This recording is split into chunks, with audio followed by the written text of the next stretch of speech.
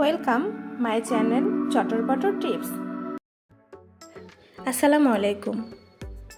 খুবই সহজ উপায়ে দুই ধরনের লাচ্ছি তৈরি করে দেখাবো আজকে। এখানে মিষ্টি দই নিয়েছি। 2 গ্লাস লাচ্ছি তৈরি করার জন্য আমি এখানে 1 কাপ পরিমাণ দই নিয়ে নিচ্ছি।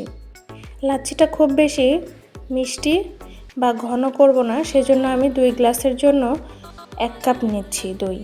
এই ধরনের মিষ্টি দই হাতের কাছে বা আশেপাশে সবসময় পাওয়া যায়। আগে থেকে জাল করে রাখা ঠান্ডা দুধ 1 কাপ পরিমাণ দিয়ে দিচ্ছি।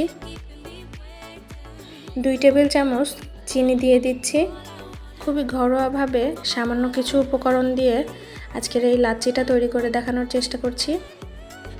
এখানে আমি 1 টেবিল চামচ বিট লবণ দিয়ে দিলাম, আর ফ্রিজে রাখা খুবই ঠান্ডা পানি 1 কাপ পরিমাণ দিয়ে দিলাম। এখন ব্লেন্ড করে নিচ্ছি সবগুলো একসঙ্গে। ব্লেন্ড করা শেষ। এটা আমার মিষ্টি দইয়ের লাচ্ছি। এখন আমি তৈরি করে দেখাবো টক দইয়ের লাচ্ছি। টক দইটাও 1 কাপ পরিমাণ নিয়ে নিচ্ছি। এই দইটাও বাজার থেকে আনা, হাতের কাছে পাবেন। টক দই আমরা অনেকেই খেতে চাই না, তবে টক দইটা স্বাস্থ্যের জন্য আমাদের অনেক উপকারী। আগে থেকে জাল করে রাখা ঠান্ডা দুধ 1 কাপ পরিমাণ দিয়ে দিচ্ছি, আর খুবই ঠান্ডা 1 কাপ পরিমাণ পানি দিয়ে দিচ্ছি। 2 টেবিল চামচ চিনি দিয়ে দিচ্ছি। 1 চা চামচ বিট লবণ দিয়ে দিব। এই সব উপকরণগুলো একসঙ্গে ব্লেন্ড করে নিব। এখন আমার ব্লেন্ড করা হয়ে গেছে। এই যে আমার টক দইয়ের লাচ্ছি।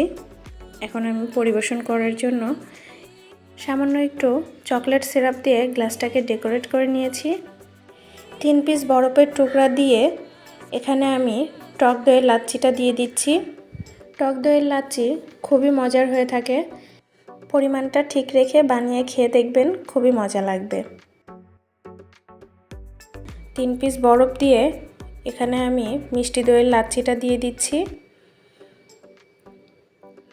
আর উপরে সামান্য একটু চকলেট সিরাপ দিয়ে দিচ্ছি দেখতে ভালো লাগার জন্য। খুবই সামান্য কিছু উপকরণ এবং সহজভাবে লাচ্ছি তৈরি করে দেখালাম। আশা করছি এই রেসিপিটা আপনাদের উপকারে আসবে, আর ভালো লাগলে অবশ্যই আমার চ্যানেলটাকে সাবস্ক্রাইব করুন, পাশেই থাকবেন। আজকে এ পর্যন্ত। সবাই ভালো থাকবেন, সুস্থ থাকবেন। আল্লাহ হাফেজ।